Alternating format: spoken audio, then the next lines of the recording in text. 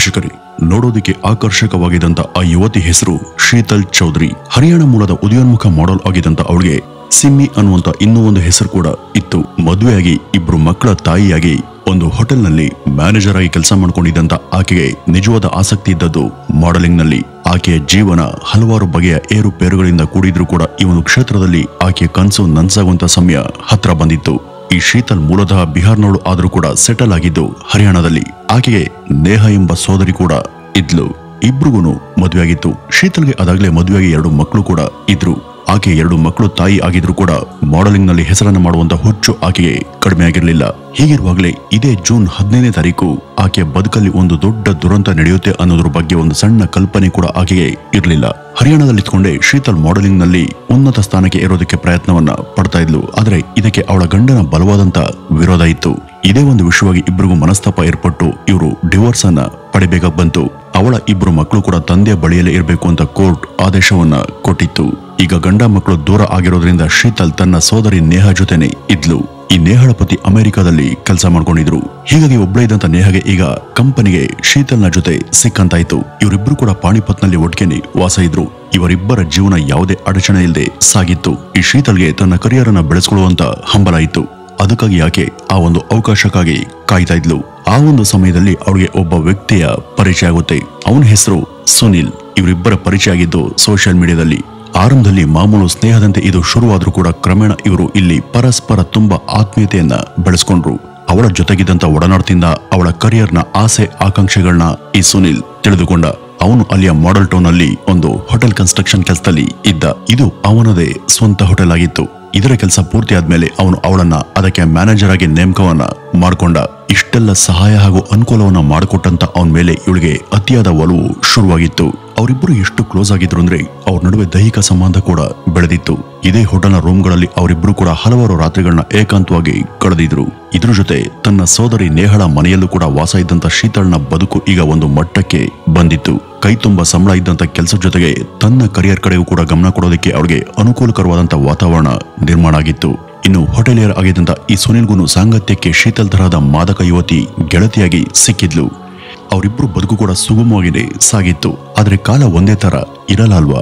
ಬದುಕಲ್ಲಿ ಯಾವಾಗ ಯಾವ ತರಹದ ಏರುಪೇರು ಉಂಟಾಗುತ್ತೋ ಯಾರು ಬಲ್ಲರು ಅನ್ನುವ ಹಾಗೆ ಶೀತಲ್ ಹಾಗೂ ಸುನಿಲ್ ಈ ಇಬ್ರು ಜೀವನದಲ್ಲೂ ಕೂಡ ಕೆಲವು ಅನಿರೀಕ್ಷಿತ ಸನ್ನಿವೇಶಗಳು ಎದುರಾಗ್ತವೆ. ಕಾರಣಾಂತರಗಳಿಂದ ಸುನಿಲ್ ತನ್ನ ಹೋಟೆಲ್ ಅನ್ನ ಮುಚ್ಚಬೇಕಾದಂತ ಪರಿಸ್ಥಿತಿ ಉಂಟಾಯ್ತು. ಇದರಿಂದ ಆ ಹೋಟೆಲ್ ನಲ್ಲಿ ಕೆಲಸ ಮಾಡ್ತಿದ್ದಂತ ಶೀತಲ್ಗೂ ಈಗ ಕೆಲಸ ಇಲ್ದಂತೆ ಆಯ್ತು. ಅವರಿಬ್ರು ಕೂಡ ಅದೇ ಏರಿಯಾದಲ್ಲಿ ಒಂದು ರೂಮ್ ಅನ್ನ ಬಾಡಿಗೆ ತಗೊಂಡು ಒಟ್ಟಿಗೆ ಲಿವ್ ಇನ್ ರಿಲೇಶನ್ಶಿಪ್ ನಲ್ಲಿ ಇರೋದಕ್ಕೆ ಶುರು ಮಾಡಿದ್ರು. ಸುನಿಲ್ ಅವಳಿಗೆ ಒಂದ್ಸಾರಿ ಮದುವೆಯ ಪ್ರಪೋಸಲ್ ಅನ್ನ ಇಡ್ತಾನೆ. ಆದ್ರೆ ಅವನಿಗೂ ಈಗಾಗಲೇ ಮದುವೆಯಾಗಿ 2 ಮಕ್ಕಳು ಕೂಡ ಇದ್ರು.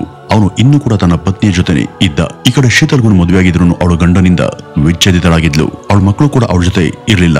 ಶೀತಲ್ ಅವನ ಪ್ರಪೋಸಲ್ ಅನ್ನ ನಿರಾಕರಿಸಿದ್ಲು. ಅವನ ಮದುವೆ ಪ್ರಪೋಸಲ್ ಅನ್ನ ಅವಳು ಬೇಡ ಅಂತ ಹೇಳಿದ್ರು ಕೂಡ ಅವಳು ಅವನ ಜೊತೆನೆ ವಾಸ ಇದ್ಲು.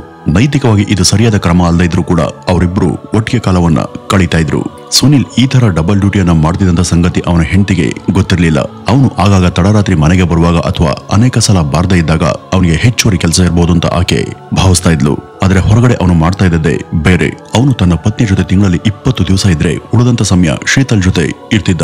ಈ ಸುನಿಲ್ ಇಲ್ದಂತ ಸಮಯದಲ್ಲಿ ಶೀತಲ್ ಒಬ್ಳೇ ಇರ್ಬೇಕಿತ್ತು. ಅವಳಿಗೆ ತನ್ನ ಮಾಡೆಲಿಂಗ್ ಕ್ಷೇತ್ರದ ಬಗ್ಗೆ ತರಹೇವಾರಿ ಕನಸುಗಳಿದ್ವು. ಅಲ್ಲಿ ಒಂದು ಸ್ಥಾನಕ್ಕೆ ಹೋಗ್ಬೇಕು ಅಂತ ಅವಳು ಬಯಸಿದ್ಲು. ಆದ್ರೆ ಅದಕ್ಕಾಗಿ ಸಾಕಷ್ಟು ಹಣದ ಅವಶ್ಯಕತೆ ಇತ್ತು.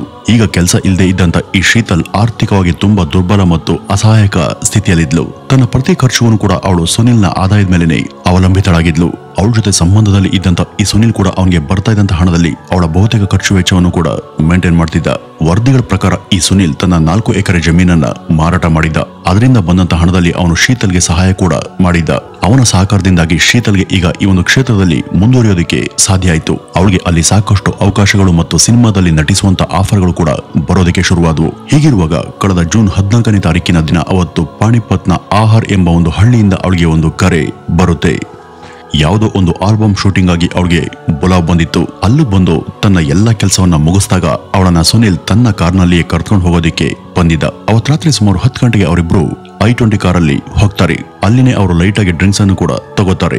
ಅವರು ಕಾರಿನ ಬಳಿ ಬಂದು ಅದನ್ನ ಹತ್ತಿ ಕೂತಂತ ದೃಶ್ಯ ಕೂಡ ಸಿಸಿ ಕ್ಯಾಮೆರಾದಲ್ಲಿ ದಾಖಲಾಗಿದೆ. ಕಾರ್ನಲ್ಲಿ ಅವರು ತಾವಿದ್ದಂತ ಅಪಾರ್ಟ್ಮೆಂಟ್ ನ ಕಡೆಗೆ ಹೋಗ್ತಾರೆ. ಅಲ್ಲಿ ಎಲ್ಲೋ ಒಂದ್ ಕಡೆ ದಾರಿ ಮಧ್ಯ ಏನೋ ಗಂಭೀರವಾದಂತ ಘಟನೆ ನಡೆಯುತ್ತೆ. ಆದ್ರೆ ಆ ಕ್ಷಣಕ್ಕೆ ಅದ್ರ ಬಗ್ಗೆ ಯಾರಿಗೂ ಅಲ್ಲೇನ್ ನಡೀತು ಅನ್ನೋದ್ರ ಬಗ್ಗೆ ಗೊತ್ತಾಗೋದಿಲ್ಲ. ಇದೆಲ್ಲ ಆಗಿ ಮಾರನೇ ದಿನ ಅಂದ್ರೆ ಜೂನ್ 15ರ ಬೆಳಗ್ಗೆ ಸುನಿಲ್ ಅತ್ಯಂತ ದುರ್ಬಲ ಸ್ಥಿತಿಯಲ್ಲಿ ಮೈಕೈಗೆಲ್ಲ ಏಟನ್ನ ಮಾಡಿಕೊಂಡು ಪಾಣಿಪತ್ನ ಒಂದು ಆಸ್ಪತ್ರೆಗೆ ತಾನೊಬ್ನೇ ದಾಖಲಾಗ್ತಾನೆ. ಅವನ ದೇಹ ಸ್ಥಿತಿಯನ್ನ ನೋಡಿದ್ರೆ ಅವನು ಯಾವುದೋ ಗಂಭೀರವಾದಂತಹ ಅಪಘಾತಕ್ಕೆ ಸಿಲುಕಿರಬಹುದು ಅನ್ನುವಂತ ಅನುಮಾನ ಯಾರಿಗಾದ್ರೂ ಬರುತ್ತೆ. ತಾನು ಕಾರಲ್ಲಿ ಬರುವಾಗ ದೊಡ್ಡ ಅಪಘಾತ ಸಂಭವಿಸಿತು, ಅದರಿಂದ ತನಗೆ ಸಾಕಷ್ಟು ಇಂಜುರಿ ಕೂಡ ಆಗಿದೆ ಅಂತ ಆತ ಹೇಳಿದ್ದ.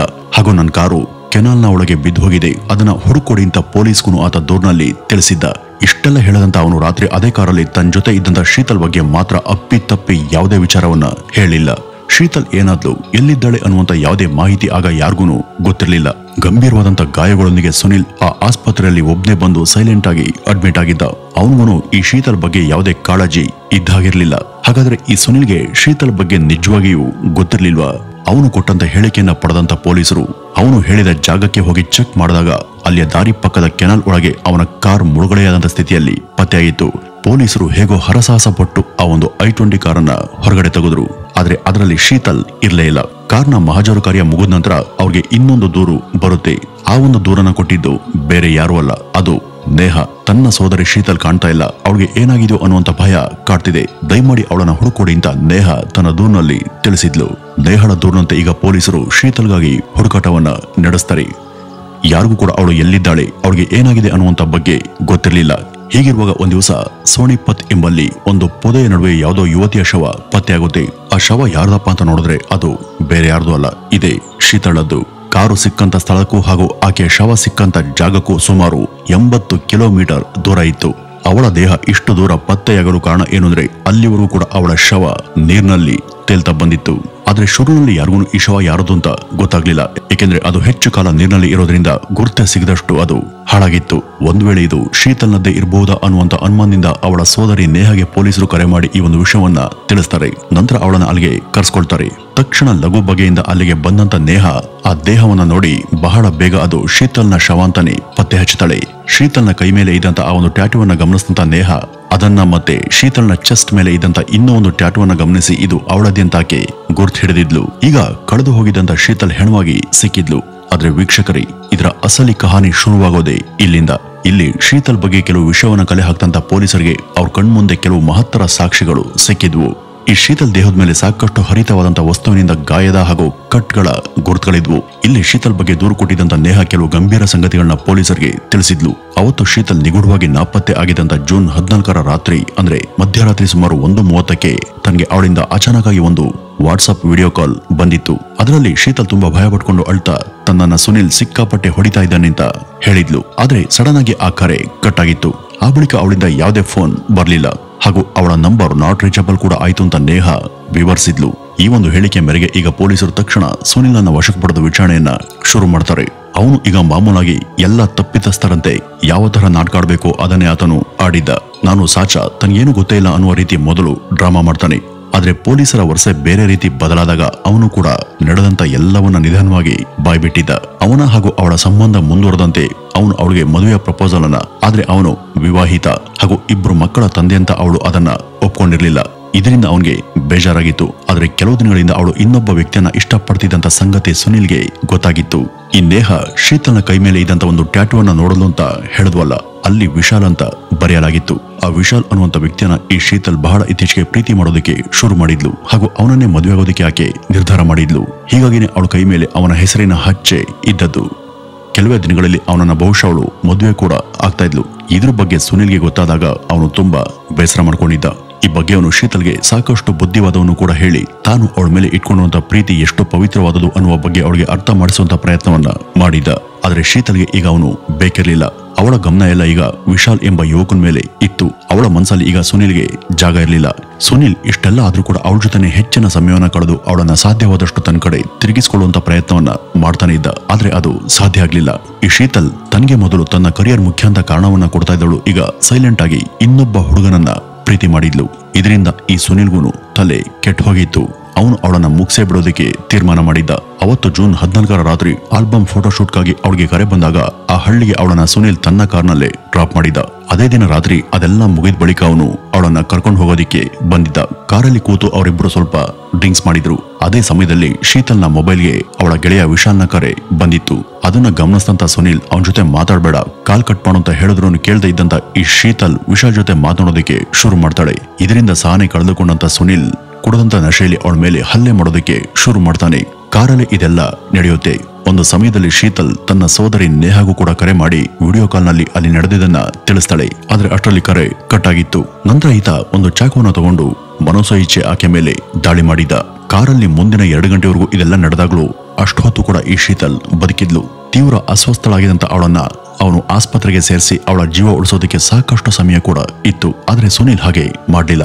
ಆ ರೀತಿ ಏನಾದ್ರೂ ಮಾಡಿದ್ರೆ ಅವಳು ತಕ್ಷಣ ಈ ಬಗ್ಗೆ ಅವಳ ಸ್ನೇಹಿತರು ಹಾಗೂ ಪೊಲೀಸರಿಗೆ ತಿಳಿಸಿ ತನಗೆ ತೊಂದರೆ ಮಾಡ್ತಾಳೆ ಅನ್ನೋದು ಆತನಿಗೆ ಗೊತ್ತಿತ್ತು. ಅವನು ಕಾರಿನ ಹ್ಯಾಂಡ್ ಬ್ರೇಕ್ ತೆಗೆದು ಅದರ ಡೋರ್ ಓಪನ್ ಮಾಡಿ ನೀರಿಗೆ ತಳ್ಳಿದ್ದ. ಹಲ್ಲೆಗಳಿಂದ ತೀವ್ರ ಜರ್ಜರಿತಳಾಗಿದ್ದಂತ ಈ ಶೀತಲ್ ಎದ್ದು ಓಡಿ ಹೋಗುವಂತ ಸ್ಥಿತಿಯಲ್ಲೂ ಇರಲಿಲ್ಲ. ಆ ಕಾರ್ನ ಒಳಗೆ ನೀರು ತುಂಬಿಕೊಂಡು ಅದು ಆಳದಲ್ಲಿ ಮುಳುಗ್ಲಿ ಹಾಗೂ ಅವಳ ದೇಹ ತೇಲ್ಕೊಂಡು ಸಾಧ್ಯವಾದಷ್ಟು ದೂರಕ್ಕೆ ಹೋಗ್ಲಿ ಅನ್ನೋದು ಅವನ ಪ್ಲಾನ್ ಆಗಿತ್ತು. ಅವತ್ತು ಆ ಕರಾಳ ರಾತ್ರಿಯಲ್ಲಿ ಎಲ್ಲವೂ ಕೂಡ ಅವನು ಅನ್ಕೊಂಡ ರೀತಿನೇ ಮುಗೀತು. ಬಹುಶಃ ಅವನು ಯಾವುದೇ ಸಾಕ್ಷಿಯಲ್ಲಿ ತಪ್ಪಿಸ್ಕೋಬಹುದು ಅಂತ ಅನ್ಕೊಂಡಿದ್ದ. ಆದ್ರೆ ಅಲ್ಲಿ ಸಿಸಿ ಕ್ಯಾಮರಾದಲ್ಲಿ ಅವರು ಕಾರನ್ನ ಹತ್ತಿದ್ದು ಮತ್ತೆ ಈ ಶೀತಲ್ ನೇಹಾಗೆ ಕರೆ ಮಾಡಿ ವಿಷಯವನ್ನ ತಿಳಿಸಿದ್ದು ಇವೆಲ್ಲವೂ ಕೂಡ ಸಾಕ್ಷ್ಯ ರೂಪದಲ್ಲಿ ಪೊಲೀಸರಿಗೆ ಸಿಕ್ಕಿದ್ವು. ವೀಕ್ಷಕರೇ, ಇಲ್ಲಿ ತಪ್ಪು ಯಾರೋದಂತೀರಾ? ಇಲ್ಲಿ ಅವರಿಬ್ಬರದ್ದು ತಪ್ಪಿದೆ. ಅವನನ್ನ ಮದುವೆಯಾಗುವಂತ ಇಚ್ಛೆ ಅವಳಿಗೆ ಇಲ್ಲ ಅಂದ್ಮೇಲೆ ಅವನ ಸಹವಾಸನೆ ಬೇಡ ಅಂತ ಅವಳು ದೂರ ಇರಬಹುದಿತ್ತು. ಇನ್ನು ಈ ಸುನಿಲ್ಗುನು ಅವಳ ಜೀವವನ್ನ ತೆಗೆಯುವಂತ ಹಕ್ಕು ಇರಲಿಲ್ಲ. ಬದುಕಿನಲ್ಲಿ ಸಕ್ಸಸ್ಫುಲ್ ವ್ಯಕ್ತಿಯಾಗಬೇಕು ಅಂತ ಬಯಸಿದಂತ ಮಾಡಲಿಂಗ್ ನಲ್ಲಿ ಉನ್ನತ ಹೆಸರು ಮಾಡುವಂತ ಕನಸನ್ನ ಹೊಂದಿದಂತ ಹಾಗೂ ಅದಕ್ಕಾಗಿ ತನ್ನ ಗಂಡ ಮಕ್ಕಳನ್ನು ಕೂಡ ದೂರ ಮಾಡ್ಕೊಂಡಿದ್ದಂತ 23 ವರ್ಷದ ಶೀತಲ್ನ ಜೀವನ ಇಂಥ ಒಂದು ದುರಂತ ಅಂತ್ಯವನ್ನ ಕಂಡದ್ದು ನಿಜಕ್ಕೂ ವಿಪರ್ಯಾಸ. ಒಟ್ಟಿನಲ್ಲಿ ಈ ಒಂದು ಪ್ರಕರಣದಲ್ಲಿ ಇಬ್ಬರದು ಕೂಡ ಅಷ್ಟೇ ಪ್ರಮಾಣದಲ್ಲಿ ತಪ್ಪಿದೆ. ವೀಕ್ಷಕರೇ, ಇದಿಷ್ಟು ಇವತ್ತಿನ ಈ ಒಂದು ವಿಡಿಯೋದ ಮಾಹಿತಿ. ಇನ್ನು ಈ ಒಂದು ಘಟನೆ ಬಗ್ಗೆ ನಿಮ್ಮ ಅಭಿಪ್ರಾಯವನ್ನ ತಪ್ಪದೆ ಕಮೆಂಟ್ನ ಮೂಲಕ ತಿಳಿಸಿ. ನಮಸ್ಕಾರ.